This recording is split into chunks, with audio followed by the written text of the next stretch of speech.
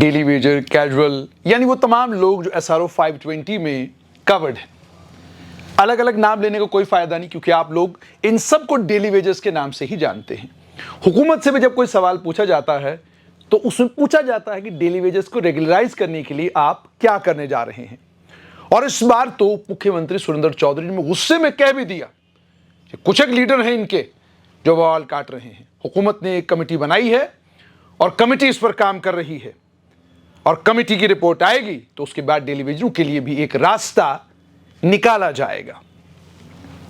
अब आइए थोड़ा तारीख की तरफ नजर दौड़ाते हैं। पहली बात तो यह समझना जरूरी है कि यह किस्सा आज से नहीं है, यह किस्सा 1953 में शुरू हुआ है। डेली वेजर, कैजुअल, यानी बिना किसी इम्तिहान के सरकारी मुलाजमत देने का सिलसिला 1953 में शुरू हुआ, और उसके बाद यह सिलसिला जाकर साल 2018 में खत्म हो गया। लेकिन हाल फिलहाल में जम्मू कश्मीर लेजिस्लेटिव असेंबली में के स्पीकर अब्दुल रहीम राथर के एक करीबी रिश्तेदार OSD के तौर पर उनके पास काम कर रहे हैं, और मेरी इत्तला के मुताबिक उन्हें रिटायर हुए 3 साल हो चुके हैं। 3 साल उनको रिटायर हुए हो चुके हैं, और 3 साल की रिटायरमेंट के बाद उनको मुलाजमत मिली है। मैं इसे भी डेली वेजर ही कहूंगा। वजह यह है कि आप रिटायर हो चुके 60 साल की उम्र में, अब आपका मुलाजमत पर हक नहीं, और लॉ डिपार्टमेंट और जम्मू कश्मीर लेजिस्लेटिव असेंबली के पास ऑफिसरों की कोई कमी नहीं है जो अब्दुल रहीम राथर जो स्पीकर है लेजिस्लेटिव असेंबली की, उनकी काम करने में मदद कर सके। कोई कमी अफसरों की नहीं है। लेकिन न जाने सरकार ने, खुद मुख्यमंत्री उमर अब्दुल्ला ने कहा कि कोई रिटायर्ड आदमी जो है दोबारा से एंगेज नहीं किया जाएगा। लेकिन ये एंगेजमेंट हुई है, इस पर भी जम्मू कश्मीर की सरकार को नजरसानी करनी चाहिए, क्योंकि आप कह रहे हैं डेली वेजरों को पक्का करना हमारे लिए मुश्किल है, और ये सच है।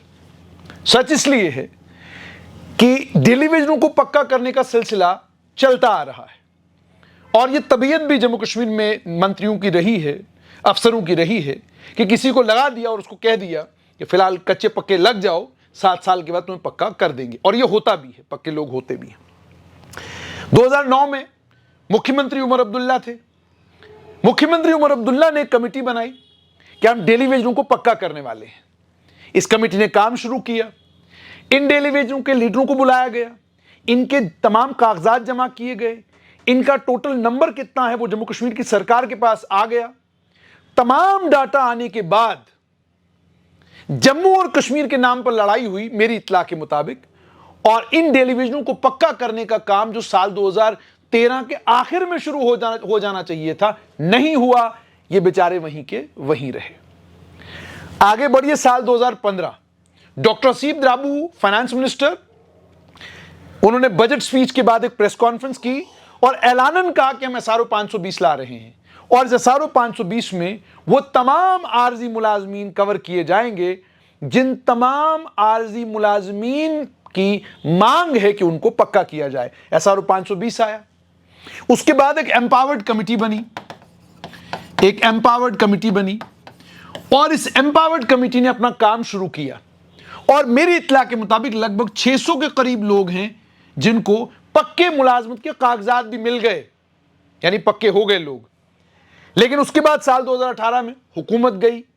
हुकूमत के बाद जम्मू कश्मीर स्टेट से यूनियन टेरिटरी हो गया, और जम्मू कश्मीर के यूनियन टेरिटरी होने के बाद वो एम्पावर्ड कमेटी ने काम करना बंद कर दिया, और ये डेली वेजर, कैजुअल, तमाम वो लोग जो SRO 520 में कवर्ड थे, उन तमाम लोगों की रेगुलराइजेशन उसी वक्त हो गई बंद। उसके बाद एक खबर आई कि उस समय के मुख्य सचिव, chief secretary doctor Arun Kumar Mehta ने SRO 520 को खत्म कर दिया है, और उनका ये मानना है कि ये जो पिछले दरवाजे से मुलाजमत में आए हैं, हम इन्हें पक्का नहीं कर सकते, क्योंकि हमारे पास पैसा ही नहीं है इनको पक्का करने के लिए।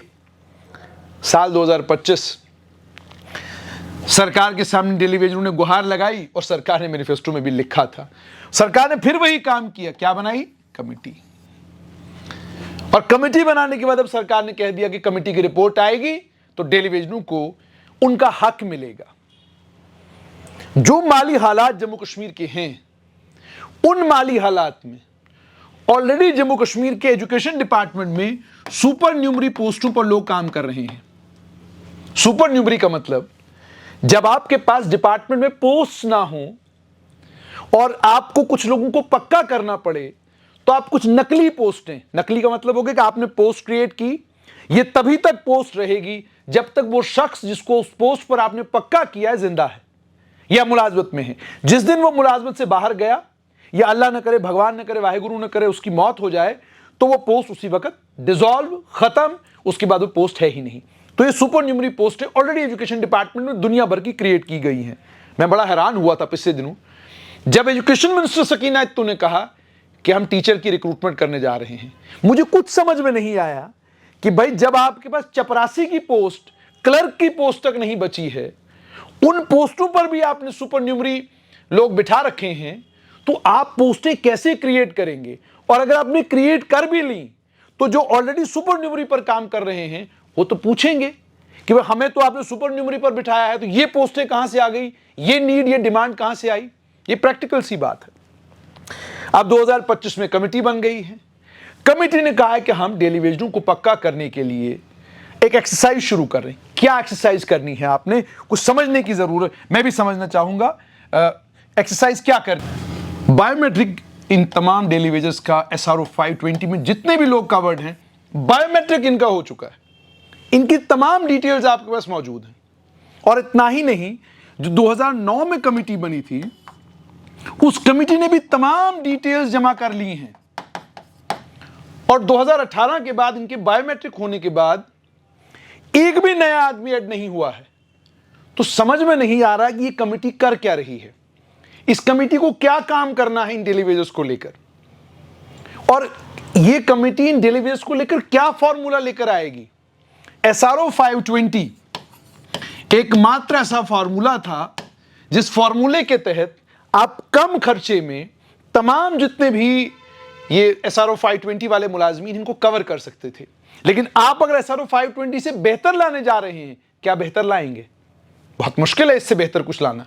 और दूसरा सबसे इंपॉर्टेंट चीज ये कि अब सुप्रीम कोर्ट की जजमेंट्स हैं, हाई कोर्ट की जजमेंट्स हैं कि जो भी लोग आपने कोई भी ऐसा रास्ता इख्तियार करके, जो रास्ता कानूनी ज़ाब्ते के बिल्कुल उलट जाता हो, आपने अगर लगाए हैं तो उनका नौकरी पर कोई हक नहीं। जजमेंट्स भी आ चुकी हैं। वहीं पर डेली वेजर्स और कैजुअल के हक में भी जजमेंट्स आ चुकी हैं। तो अब ये जो कमेटी आपने बनाई, क्यों बनाई है, ये समझ से परे है। अगर ये आई वॉश है तो फिर तो ठीक है, इन बेचारों के साथ यही होता आया है। और अब मजे की बात देखिएगा, सरकार इन्हें ले ऑफ करना चाहे तो वो भी नहीं कर सकती। यानी सरकार इन डेली वेजरों को निकाल भी नहीं सकती। क्यों? जिस दिन आपने डेली वेजर निकाले, आपके 7 डिपार्टमेंट काम करना बंद कर देंगे। पानी पिलाने वाला इन डिपार्टमेंटों में आपको कोई नहीं मिलेगा। तो आपकी मजबूरी है ये डेली वेजर। और क्यों है मजबूरी? मजबूरी की वजह यह है कि आपकी जितनी भी रिक्रूटमेंट की एजेंसीज हैं, उनका जो नौकरी देने का सिलसिला है वो 1 साल से लेकर कम से कम 3 साल तक का टाइम लेते हैं 50 या 40 हजार के करीब करीब लोगों को मुलाजमत देने में। तो ये कहां से आपको 60, 70, 80 हजार लोग लाकर देंगे जो आपका PHE का निजाम चलाएं, PWD का निजाम चलाएं, PDD का निजाम चलाएं? कहां से लाएंगे आप ये लोग? मतलब साफ तौर पर यह है, आपको इनकी जरूरत है, मगर आपको इनकी जरूरत इन्हीं पैसों पर है जिन पैसों पर ये बेचारे काम कर रहे हैं। इसी दिहाड़ी पर चाहते हैं आप कि आप ये काम करें। आप बिल्कुल नहीं चाहते कि आप इनको पक्का करें। उसकी वजह है कि आपके पास पैसा ही नहीं है। आपको फाइनेंस डिपार्टमेंट कंकरेंसी नहीं देगा 60,000 लोगों को पक्का करने की। वजह बिल्कुल साफ है कि पैसा नहीं है। अब मान लीजिए पैसा आ भी गया तो फिर आपके पास क्या नहीं है? पोस्ट नहीं है। आप बिजली डिपार्टमेंट के, PDD डिपार्टमेंट के थोड़े से डेली वेजरों को पक्का नहीं कर पा रहे क्योंकि वहां पर भी आपके पास पोस्टें नहीं। किस पोस्ट के अगेंस्ट उनको पक्का करेंगे? वहां पर भी आपको क्रिएट करनी है सुपर न्यूमरी पोस्टें। तो मतलब साफ तौर पर यह है कि आप इनको रखना चाहते हैं क्योंकि इनके बगैर आपका काम नहीं चलेगा। आप इनको पक्का करने का वादा करके लटकाते रहेंगे, यह बात पक्की है, क्योंकि पैसा आपके पास नहीं है, पोस्ट आपके पास नहीं है। तो जब पोस्ट आपके पास नहीं, पैसा आपके पास नहीं, तो आप चाहेंगे कि जिस सूरत में है उसी सूरत में रहें, हमें इनको पक्का करने की जरूरत ना पड़े। ये मैं इस बेसिस पर कह रहा हूं जो आपने कमेटी में, क्योंकि अगर 2009 में कमिटी बनी, उसने एक रिपोर्ट दे दी, इनकी तमाम डिटेल्स आपको दे दी, 2009 के बाद 2015 में SRO 520 आया, बायोमेट्रिक इनकी हो चुकी, एक फॉर्मूला SRO 520 की शक्ल में आपके पास मौजूद है, और आप SRO 520, चूंकि अभी तक कोई ऐसी डिटेल पब्लिक नहीं हुई है, ना किसी गजट में कोई नोटिफिकेशन आया है कि SRO 520 को खत्म कर दिया है सरकार ने। अगर SRO 520 को सरकार ने खत्म कर दिया होता, इसकी कोई नोटिफिकेशन किसी गवर्नमेंट गजट में तो जरूर आती, क्योंकि नहीं आई है। तो आप SRO 520 में जो एम्पावर्ड कमिटी थी उसको रिवाइव क्यों नहीं करते? अगर आपको इनको पक्का करना है, उस एम्पावर्ड कमिटी को रिवाइव करिए और आहिस्ता आहिस्ता इनको पक्का करने का सिलसिला दोबारा से शुरू कीजिए। अगर वो नहीं कर सकते आप, तो कम से कम SRO 520 का प्रेजेंट स्टेटस क्या है वही इनको बता दीजिए। और उसके बाद सबसे मजेदार बात यह कि आप तब तक इनको रिप्लेस कर ही नहीं सकते जब तक आपके पास इतनी मैन पावर ना आए। तो रिक्रूटमेंट आपकी हो नहीं रही तो मैन पावर आएगी कहां से? पावर डेवलपमेंट डिपार्टमेंट में आपके पास मुलाजिम नहीं है, मुलाजिम ना होने की वजह से आपके कई रिसीविंग स्टेशन आप उनको ऑपरेट ही नहीं कर पा रहे हैं। तो पीडीडी भी आपका बट्टा बैठ जाएगा अगर आपने इनके साथ छेड़छाड़ की। अब अफसोस की बात तो यह है कि इनके लीडरों ने बार बार यह कहा कि हम सरकार से बात कर रहे हैं। मतलब 2009 की कमिटी, 2000 SRO 520 आ गया, एम्पावर्ड कमिटी बन गई, SRO 520 यहां पर है, सारे सिलसिले यहां पर हैं। समझने की, मैं भी समझना चाहूंगा, एजुकेट होना चाहूंगा कि जब ये सूरत हाल ऑलरेडी है तो फिर ये नई कमिटी क्या कर रही है, क्या काम और कौन सा फार्मूला लेकर ये कमिटी आएगी? मतलब व्हाट बेटर देन SRO 520? क्या, क्योंकि माली सूरत हाल जो जम्मू कश्मीर की है उसमें SRO 520 एकमात्र सिलसिला था। अब आखिर में सबसे इंपॉर्टेंट, फिर आपके पास एक ही तरीका बचता है मरकजी सरकार के पास कि उमर अब्दुल्ला, मुख्यमंत्री उमर अब्दुल्ला अपने जो उनके रिश्ते मुख्य केंद्रीय गृह मंत्री अमित शाह के साथ हैं, वो जाएं दिल्ली और लगभग 5,000 करोड़ का पैकेज लेकर आए, और 5,000 करोड़ का पैकेज लाकर वन टाइम आप इन तमाम लोगों की सेटलमेंट कर सकते हैं।